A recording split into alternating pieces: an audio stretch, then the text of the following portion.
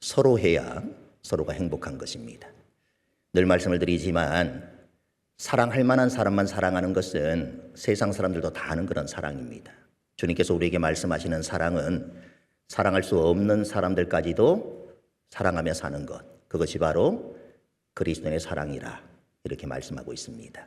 여러분들의 사랑이 짝사랑을 넘어 내 주변에 있는 사람들도 마찬가지고 하나님께도 마찬가지고 언제나 서로 사랑하며 살아가는 그런 아름다운 삶이 되어지기를 소망합니다. 인사하겠습니다. 은혜와 평강이 성도님들에게. 아멘. 인사하시죠. 오늘도 하나님을 예배하기 모인 여러분 모두에게 하나님의 은혜와 평강이 충만하게 흘러넘치기를 소망합니다. 플라시보 효과라고 들어보셨습니까? 단어는 생소할지 모르겠지만 제가 설명을 드리면 그게 플라시보 효과였구나 이렇게 생각하실 것 같습니다. 이 플라시보 효과라고 하는 것은 의사가 효과가 없는 가짜약 또는 꾸며진 그런 치료법을 환자에게 제안을 했는데 환자가 믿음이 너무 좋아가지고 병세가 호전되어지는 그런 현상을 말합니다. 아무런 성분이 들어있지는 않는 그런 알약을 감기 몸살 환자에게 처방을 했더니 상당수가 먹고 낫더라는 것입니다. 효과가 없는 약이었음에도 불구하고 말입니다. 이 플라시보 효과는 프랑스의 에밀 쿠에라고 하는 그런 약사로부터 유래가 되었습니다. 어느 날 친한 지인이 찾아와 가지고 이렇게 얘기를 하는 것입니다. 병원에 갈 시간도 없고 당장 죽을 것 같으니까 약을 좀 지어달라 이렇게 하소연을 한 것입니다. 쿠에는 처방전이 없어서 거절을 했지만 고통스러워하는 그 지인의 모습이 안타까워서 아무런 효과도 없는 포도당류 알약을 지어주었는데 며칠 후 그 친구가 찾아와서 그렇게 얘기를 하는 것이죠. 약이 너무 신통해가지고 병이 다 나았다. 이렇게 말하더라는 것입니다. 이처럼 플라시보 효과는 어떤 현상에 대한 우리의 마음가짐이 얼마나 중요한가를 알려주는 그런 모습입니다. 하지만 의료계에서는 이 용어를 사용하는 것에 대해서 큰 부담을 느껴왔습니다. 플라시보 효과가 없다고 보기는 어렵지만 그 효과를 증명하기가 매우 어렵기 때문입니다. 이 플라시보 효과가 더욱 좋게 나타나는 경우가 있는데 환자가 의사와 병원을 신임할수록 효과가 크다라고 합니다. 또 한 번 약을 먹어서 그 약의 효과를 본 사람에게 더 좋은 그런 효능을 발휘하게 되어지는 것이죠. 솔직하고 순진한 성격의 사람들에게 이것은 더 큰 효과를 발휘한다고 합니다. 똑같은 약이라도 이 약은 가격이 비싸다. 이걸 알고 복용을 하면 효과가 더 크다라고 합니다. 똑같은 약이라도 의사나 약사가 약을 처방해 주면서 이건 진짜 비싼 약입니다. 이렇게 말을 하면 20% 이상의 좋은 효과를 내었다라고 얘기를 합니다. 우리의 믿음과 긍정적 기대, 수용성 등이 우리의 뇌와 신체에 영향을 미친다라고 하는 것입니다. 반대 현상도 있습니다. 플라시보 효과와 반대되는 개념으로 노시보 효과라 이런 것도 있습니다. 이 노시보 효과에 대표적인 사례가 한 가지가 있습니다. 1950년대에 포르투갈 리스본 항구에 도착한 선박의 그 냉동 창고에서 한 선원의 시체가 발견이 되었습니다. 해당 선원은 하역 작업을 마치고 난 이후에 동료 선원의 실수로 냉동 창고에 갇히게 되었는데 엄청난 추위와 고통 속에서 몸이 점차 얼음덩이처럼 굳어져 가지고 죽음에 이르게 되었다라고 하는 것입니다. 하지만 선원이 얼어 죽은 이 냉동 창고의 실내 온도는 영상 19도였다는 것입니다. 냉동 창고에 물건이 없었기 때문에 전원을 꺼두었기 때문입니다. 선원을 죽게 한 요소는 바로 자신이 추운 냉동 창고의 안에 갇혀 있다. 이런 부정적인 생각으로 가득 차게 되어지고 주변 환경을 제대로 살펴보지 않았기 때문에 죽음에 이르게 되었다는 것입니다. 이는 노시보 효과, 즉 부정적인 효과에 끔찍한 면을 보여주는 그런 극단적인 사례이지만 그만큼 마음가짐이 중요하다 이런 뜻이기도 합니다. 과거에 미래에 대한 큰 기대 없이 자신의 처지를 비관하던 한 연예인이 어느 날 생각의 전환이라는 건 큰 깨달음을 얻게 되어지고 내일에 대한 희망을 품을 수 있게 되어져 그렇게 자신이 믿고 난 이후부터 하는 일마다 술술 잘 풀리게 되어지고 정말 생각한 대로 말하는 대로 이루어졌다. 이렇게 고백을 했습니다. 그 연예인은 국민 MC로 너무나도 유명한 유재석 씨입니다. 물론 그날 이후로 자기 분야에서 최고가 되기 위해 열심히 시도하고 노력을 했을 것입니다. 그렇더라도 그냥 그가 만약 비관적이고 부정적인 그런 생각에만 빠져서 긍정적인 생각과 믿음으로 생각의 전환을 하지 못했다라고 하면 과연 지금 그 영광의 자리에 오를 수 있었을까? 이런 의문이 드는 것도 사실입니다. 이 유재석 씨가 직접 노랫말을 지은 말하는 대로라고 하는 그 곡의 가사가 유독 마음을 잡아끄는 날입니다. 나 20살 적에 하루를 견디고 불안한 잠자리에 누울 때면 내일 뭐하지 내일 뭐하지 걱정을 했지. 두 눈을 감아도 통 잠은 안 오고 가슴은 아프도록 답답할 때 난 왜 안 되지 난 왜 안 되지를 되뇌었지. 말하는 대로 될 수 있다고 믿지 않았지. 믿을 수 없었지. 마음먹은 대로 생각한 대로 할 수 있다. 이렇게 고개를 저었지. 그러다가 마지막에 이렇게 고백을 합니다. 말하는 대로 될 수 있다는 걸 눈으로 본 순간 믿어보기로 했지. 마음먹은 대로 생각한 대로 할 수 있다는 걸 알게 된 순간 고개를 끄덕였지. 우리는 성경 안에 들어있는 패러독스, 역설의 진리를 살펴보고 있습니다. 두려움이 즐거움이다. 약함이 강함이다. 주는 것이 받는 것보다 복이 있다. 보이지 않는 것을 본다. 사실 역설이라고 하는 것은 생각의 전환, 마음먹기라 이렇게 말할 수 있습니다. 오늘 살펴볼 가만히 있는 것이 앞으로 나아가는 것이다. 이것도 마찬가지입니다. 오늘 본문인 출애굽기 14장을 보면 이스라엘 백성이 10가지 재앙 이후 애굽을 나와 홍해까지 왔는데 홍해가 딱 앞을 막고 있어서 앞으로 나아갈 수도 없고 바로의 군대는 뒤에서 쫓아오고 있기 때문에 뒤로도 돌아갈 수 없는 그런 상황이었습니다. 한마디로 진퇴양난의 그런 상황입니다. 이러한 절체절명의 상황에서 하나님이 뭐라고 말씀하십니까? 1절부터 3절을 읽어보겠습니다. 여호와께서 모세에게 말씀하여 이르시되 이스라엘 자손에게 명령하여 돌이켜 바다와 믹돌 사이에 비아히로다 곧 바알스본 맞은편 바닷가에 장막을 치게 하라. 바로가 이스라엘 자손에 대하여 말하기를 그들이 그 땅에서 멀리 떠나 광야에 갇힌 바 되었다 하리라. 지금 이 상황을 보면 하나님은 이스라엘에게 바닷가에 장막을 치라 이렇게 말씀을 하십니다. 하지만 지금 이때 바닷가에 장막을 친다는 것은 무슨 놀러 온 것도 아니고 아주 위험한 그런 일입니다. 상식에 어긋나는 그런 일입니다. 생각해 보십시오. 애국 군대가 추격해 오면 바닷가에 장막을 치고 있다가 몰살당할 수가 있습니다. 지금은 도망가야 할 상황이지 가만히 장막을 치고 누워있을 때가 아닙니다. 그런데 하나님은 장막을 치라고 말씀을 하십니다. 이제 바닷가에 진을 치니까 앞에는 홍해이고 뒤에는 바로의 군대입니다. 정말 옴짝달싹할 수 없이 사방이 다 막힌 그런 상황이 된 것입니다. 그런데 놀랍게도 하나님은 사방이 꽉 막힌 그런 상황을 만들어가고 계십니다. 오히려 더 꽉 막히게 하라는 것입니다. 그리고 이렇게 말씀을 하십니다. 오늘 본문인 13절 14절을 읽어보겠습니다. 모세가 백성에게 이르되 너희는 두려워하지 말고 가만히 서서 여호와께서 오늘 너희를 위하여 행하시는 구원을 보라. 너희가 오늘 본 애굽 사람을 영원히 다시 보지 아니하리라. 여호와께서 너희를 위하여 싸우시리니 너희는 가만히 있을지니라. 두려워하지 말라라는 말은 하나님의 뜻과 초월하는 능력을 믿는 신앙인의 호소입니다. 결국 이 말은 하나님을 의뢰하고 더 이상 인간의 한계만을 바라보지 말고 그 하나님만을 온전히 의지하라. 이렇게 독려하는 메시지라고 할 수가 있겠습니다. 그리고 가만히 서 있으라고 하십니다.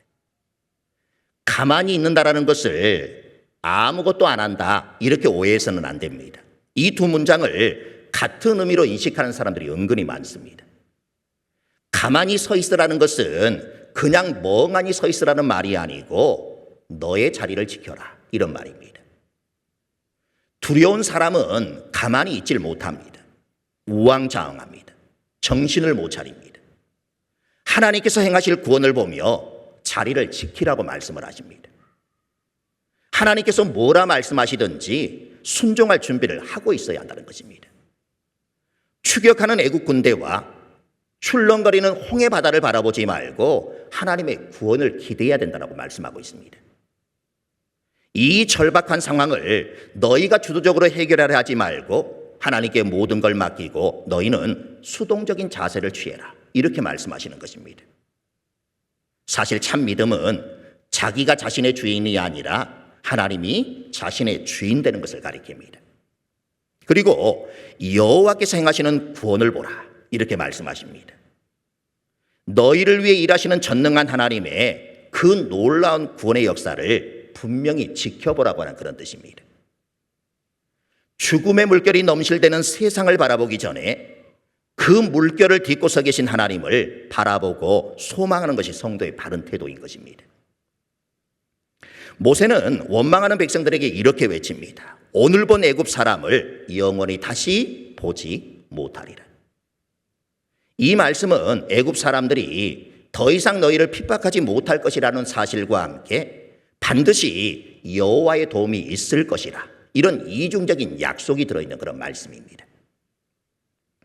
이러한 모세의 메시지는 이스라엘 백성을 인도하신 분이 여호와 하나님이시므로 그 하나님께서 책임져 주실 것이라는 확고한 믿음에서 외친 그런 말이었습니다. 모세는 하나님이 하시는 일을 믿었습니다. 하나님께서 무엇을 어떻게 하시든지 어디로 인도하시든지 모세에게 문제가 되지 않았습니다. 그리고 14절에 가만히 있으라, 이 말은 불평하지 말고 혀를 꽉 깨물고 침묵해라, 이런 의미입니다. 이것이 너희가 할 일이다. 이렇게 침묵하며 하나님을 바라보라, 이렇게 말씀하시는 것입니다. 현실은 진퇴양난입니다. 더 이상 사람으로서는 방도가 없습니다. 꼼짝없이 죽게 된 현실을 눈앞에 두고 두려워하지 말고 가만히 서서 여호와께서 행하시는 구원을 보라, 이렇게 외칠 수 있었던 것은 하나님에 대한 믿음이 확고하기 때문에 그렇습니다. 모세가 이러한 믿음을 가질 수 있었던 것은 지난날에 이미 모세가 체험했기 때문입니다. 하나님께서 행하시는 엄청난 기적을 보고 체험했습니다. 바로왕과 애굽 사람들에게 내린 그 10가지의 재앙을 통해서 모세는 이미 하나님의 능력을 경험했던 사람입니다. 어제의 하나님의 능력이 오늘도 나타날 것을 믿었기 때문에 이러한 말을 할 수 있게 된 것입니다. 이 상황을 조금이라도 아는 사람들은 그럼 이스라엘 백성들이 가만히 있지 않았으면 뭘 어떻게 했을 것인데, 이런 생각이 자연스럽게 들게 됩니다. 바로 이것이 하나님께서 의도하신 일이었습니다. 최악의 상황으로 자기 백성들을 몰고 가서 그들로 하여금 가만히 있을 수밖에 없는 절망적인 상황으로 몰고 가서 하나님께서 그들을 위해 싸워주시는 것을 집단적으로 경험하게 한 후에 두고두고 이것을 울겨먹자는 것이었습니다.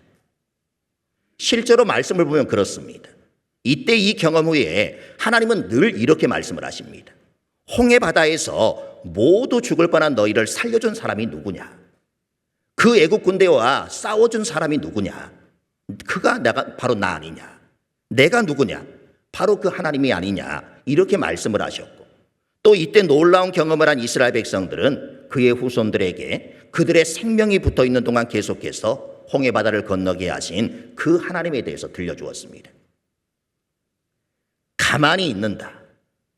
모든 것을 내려놓는다. 이 말씀의 뜻이 무엇인지 아시겠습니까? 사실 이 말씀을 하고 있는 저 자신도 이 말씀의 뜻을 아직도 잘 모릅니다. 여전히 저 자신도 무언가를 하려고 하기 때문에 그렇습니다. 가만히 있지 못하고 모든 것을 내려놓지 못하고 내가 무언가를 해야 되는 것은 아닌가, 늘 이 생각을 저도 가지고 있기 때문에 그렇습니다. 힘든 상황에서도, 위기 상황 속에서도, 기도하면서도 그냥 손을 놓고 있는 것은 왠지 잘못하고 있는 것 같아서 무슨 일이라도 하려고 하는 것입니다.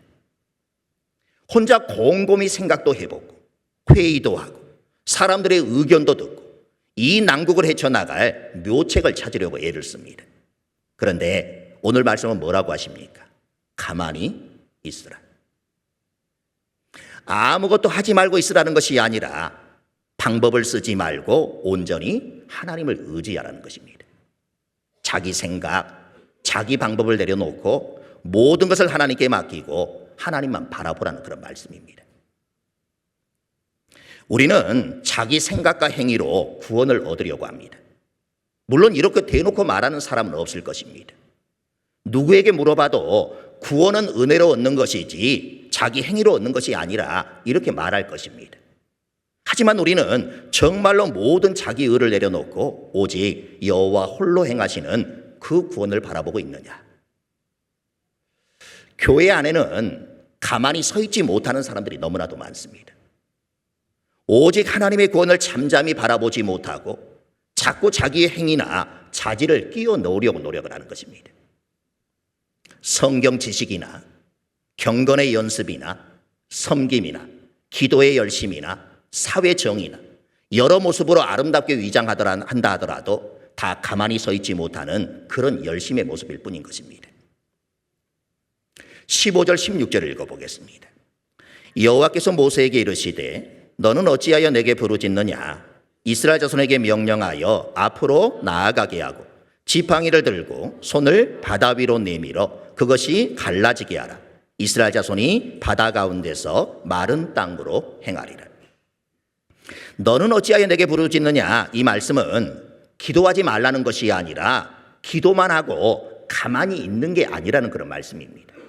우리가 기도하고 또 해야 할 일이 있다라고 하는 것입니다. 모세는 지팡이를 들고 나가서 손을 들어야 합니다. 그리고 백성은 나아가야 합니다. 하나님께서 역사해 주시고 우리는 우리가 해야 될 일을 감당하는 것입니다. 그리고 뭐라고 하십니까? 앞으로 나아가라. 하나님을 따라서 순종하며 나아가는 것입니다. 그때 반드시 길을 열어주십니다. 하나님께서 하신 명령을 순서대로 살펴보는 것이 중요합니다. 이스라엘의 행동을 말하는 앞으로 나아가라. 이 명령은 가만히 서서 여호와께서 행하시는 구원을 보라. 이 명령 뒤에 나타나게 되어집니다. 오직 가만히 서서 여호와께서 나를 위하여 행하시는 구원을 본 사람만이 앞으로 나아갈 수 있다고 하는 것입니다. 하나님은 이스라엘 자손을 앞으로 가라고 명하셨습니다. 넘실대는 홍해 바다를 향해 걸어갔습니다. 불가능한 현실의 벽을 향해 도전을 시작했습니다. 모세는 홍해 바다를 향해 지팡이를 내밀었고 큰 동풍에 바닷물은 밤새 물러갔습니다. 성경학자들은 적어도 1마일, 1.6km 넓이로 물이 갈라져 마른 땅처럼 걸었다. 이렇게 말하고 있습니다. 하나님은 오늘도 역사하시는 하나님이십니다.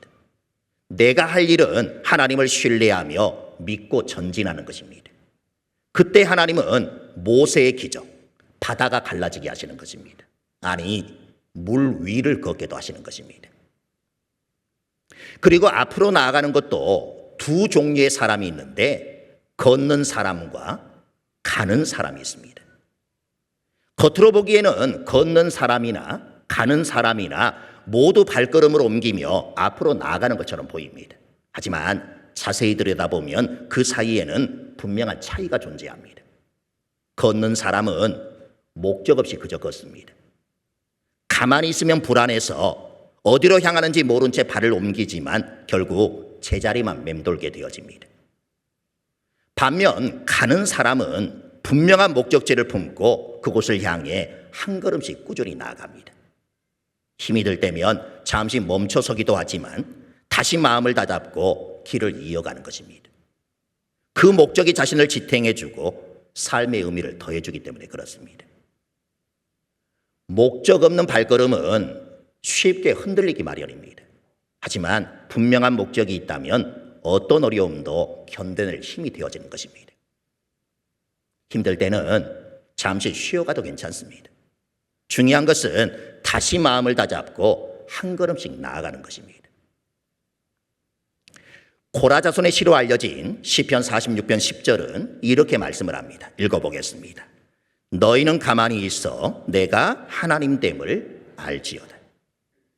가만히 있으라는 말이 재미있습니다. 이건 아무것도 하지 말고 내 말을 들으라 이런 말이 아닙니다. 평정심을 찾아라 이런 말입니다. 영어 성경 번역본 가운데 이 구절을 이렇게 번역한 곳도 있습니다. 읽어보겠습니다. 싸우기를 멈추고 하나님이 하나님됨을 알도록 하라. 이는 하나님을 안다면 그가 나를 대신하여 싸우실 분임을 깨닫게 되어진다는 것입니다. 마치 정신없는 전쟁터와 같은 삶에서 한 발자국 물러서라 이런 뜻처럼 보여지기도 합니다. 당장의 어려움, 급한 일들을 생각하면 마음이 조급해질 때가 있습니다. 하나님을 바라보지도 못하고 근심 걱정이 엄습할 때 하나님이 하나님 되심을 알면서 마음을 평강하게 근심을 떠나게 하면서 당장의 것들로부터 시야를 돌려 전능하신 하나님께서 선하게 인도하심을 바라보라고 권면하는 것입니다. 다윗이 지은 가장 순수하고도 강력한 쉴렛시 가운데 하나인 시편 62편에서 다윗은 이렇게 고백을 하고 있습니다. 시편 62편 5절의 말씀을 같이 읽겠습니다. 나의 영혼아 잠잠히 하나님만 바라라. 물은 나의 소망이 그로부터 나오는도다. 잠잠히는 단순한 침묵이 아니라 모든 소음을 차단하고 오직 하나님께만 집중하는 고요한 그런 신뢰의 상태를 의미합니다. 세상이 시끄럽게 자신을 공격하고 그로 인해 쓰러지는 담과 같이 위태로운 상황 속에서도 시인은 자신의 구원이 오직 하나님께만 있음을 선포하는 것입니다. 메시지 성경은 이 구절을 이렇게 번역하고 있습니다. 읽어보겠습니다. 하나님은 오직 한 분이시니 그분 말씀하실 때까지 기다리리라. 내게 필요한 모든 것 그분에게서 오니 어찌 기다리지 않으랴. 하나님께서 모세를 통해 말씀하신 것은 정말 말도 안 되는 그런 말씀이었습니다. 내가 너희를 위해 싸워줄 테니 너희들은 가만히 내가 하는 일을 구경하라. 이렇게 말씀하십니다. 그러면 내가 정말 하나님인 것을 너희들이 알게 되어질 것이다. 이렇게 말씀을 합니다. 생각해보면 이스라엘 백성들로 하여금 모든 것을 내려놓도록 유도하시는 분은 하나님이십니다. 홍해바다를 마주보고 있는 곳에 장막을 치도록 하신 분이 하나님이셨기 때문입니다. 한번 생각해 보십시오. 만약 이스라엘 백성들이 사방으로 터진 곳에 캠프를 치고 있었다. 그리고 뒤에서 바로의 군대가 추격해 온다. 그들이 어떻게 했을 것 같습니까? 이스라엘 백성들은 결코 가만히 있지 않았을 것입니다. 죽을 힘을 다해 도망을 쳤던지 아니면 단 1%의 생존 가능성을 보고 최후의 일가까지 싸우다가 모두 죽든지 했을 것입니다.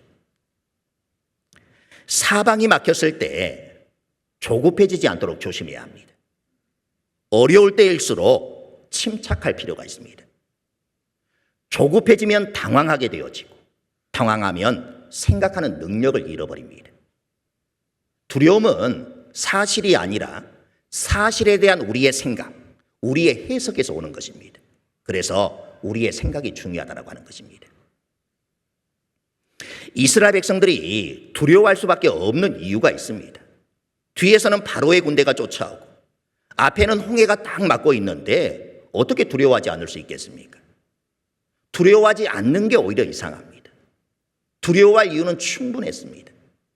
그런데 조금만 생각해 보면 두려운 상황이지만 우리는 안전하다 이렇게 확신할 이유는 더 충분했다는 것입니다.